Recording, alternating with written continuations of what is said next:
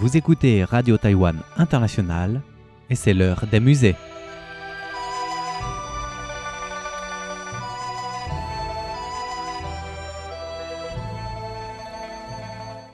Chers amis francophones, comment allez-vous? Vous écoutez l'heure des musées, une émission captivante dédiée à la richesse culturelle et artistique de la Chine. Depuis 2 semaines, nous avons plongé dans l'univers mystique et divin en explorant des animaux associés aux divinités féminines, notamment le cerf, le phénix et la grue. Aujourd'hui, notre attention se tourne d'abord vers une créature légendaire et emblématique, le tigre et le lion. Selon le texte ancien chinois, Shuo Wen Jie Zi, le tigre est le roi des bêtes de la montagne. Des chercheurs estiment que le tigre a été l'un des premiers animaux à être vénéré comme un totem en Chine, jouant un rôle crucial dans la culture chinoise. La figure du tigre apparaît dans presque tous les aspects de la vie ancienne en Chine. Dans la culture chinoise, le tigre a généralement 2 significations, l'une de férocité et l'autre de bon augure. La seconde étant particulièrement valorisée par le peuple. Les gens disent le tigre, créature yang, est le chef des 100 bêtes. Il peut attaquer et vaincre les ennemis, dévorant fantômes et esprits maléfiques.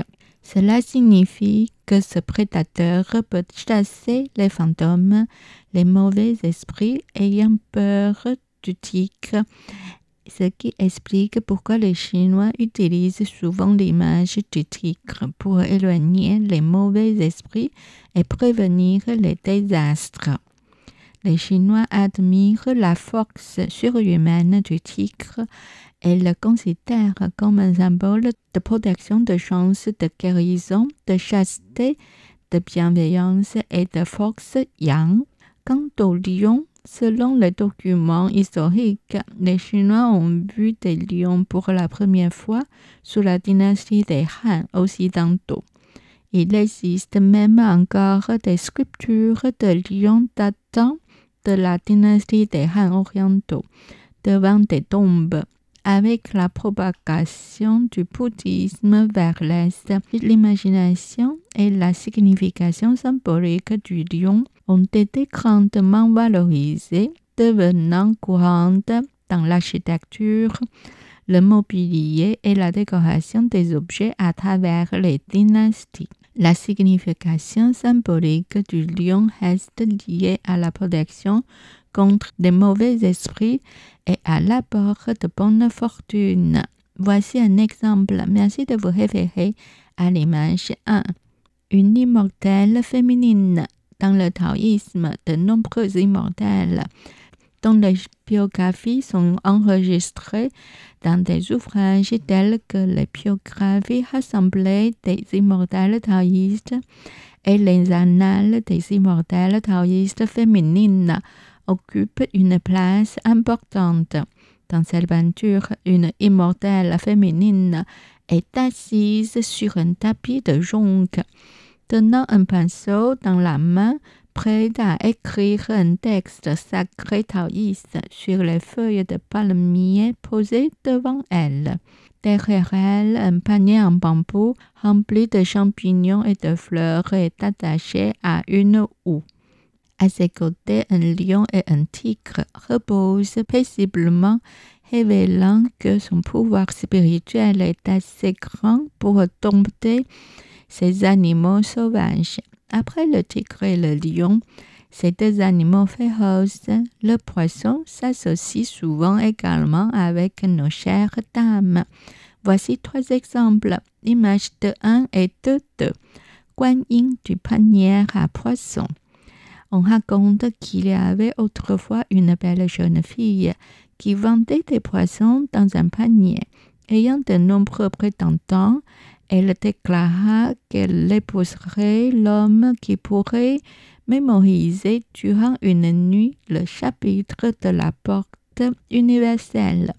du sutra de lotus ou du sutra du diamant. À la grande surprise, plusieurs y parvinrent. Elle déclara alors qu'elle se fiancerait à celui qui pourrait mémoriser l'intégralité du sutra du lotus en 3 jours. Seul un jeune homme nommé Ma réussit cet exploit et ils se marièrent par la suite. Cependant, juste après, elle tomba malade et mourut. Il fut alors révélé que la jeune fille était une manifestation de Guan Yin. Cette œuvre attribuée à Zhao Mengfu, mais probablement de la dynastie Ming, représente Guan Yin du panier à poissons, également connue sous le nom de Madame Ma Guan Yin.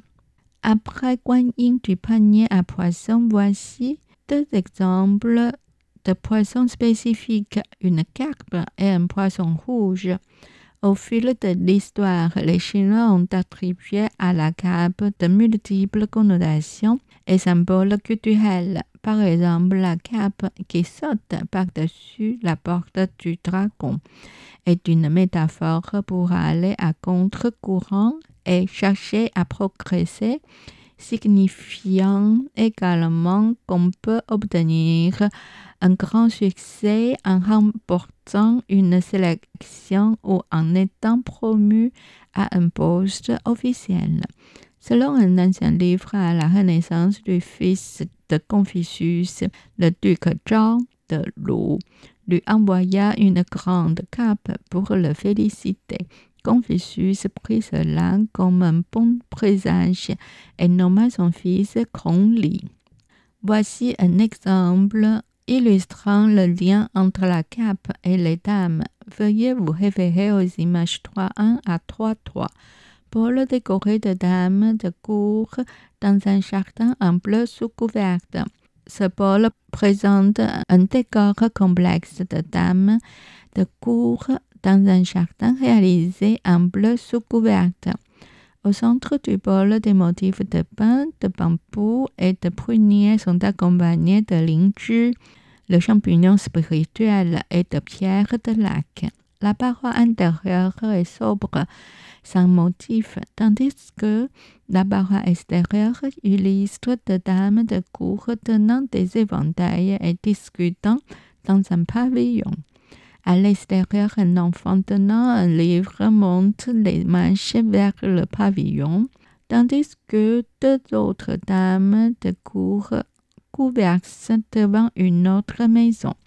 Un oiseau au long plumage est perché dans une forêt de bambou, tandis qu'une harpe crache de l'eau dans un étang. Voir l'image 3.3, indiquée par une flèche rouge, symbole de bon augure.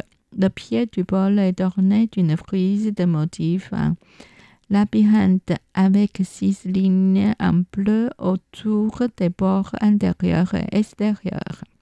La glaçure est un bleu profond avec un intérieur couvert d'une légère glaçure blanche teintée de bleu. La pâte est fine et blanche avec des taches de fer de différentes tailles. Au fond du bol, une inscription en caractères réguliers de 6 caractères antiques fabriqués durant le règne de Xuande de la grande dynastie Ming, entourée de 2 siècles. Après la carpe, il nous reste encore le poisson rouge.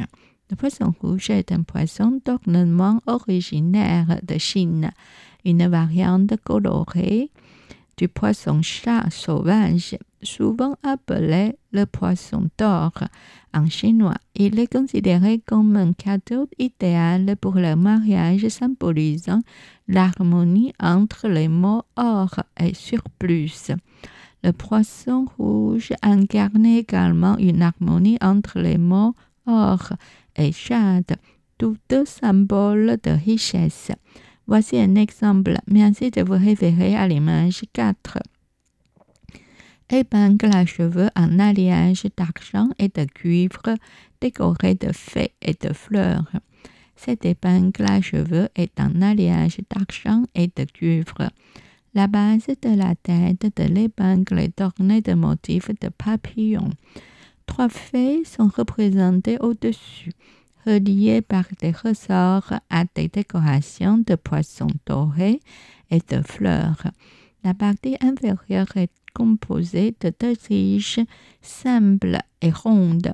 Depuis quelques semaines, nous avons commencé à explorer les animaux souvent associés aux dames chinoises et occidentales dans l'art chinois. C'était l'heure des musées réalisés et animés par Miao Yonghua sur les ondes de Radio Taïwan International. Passez une excellente semaine!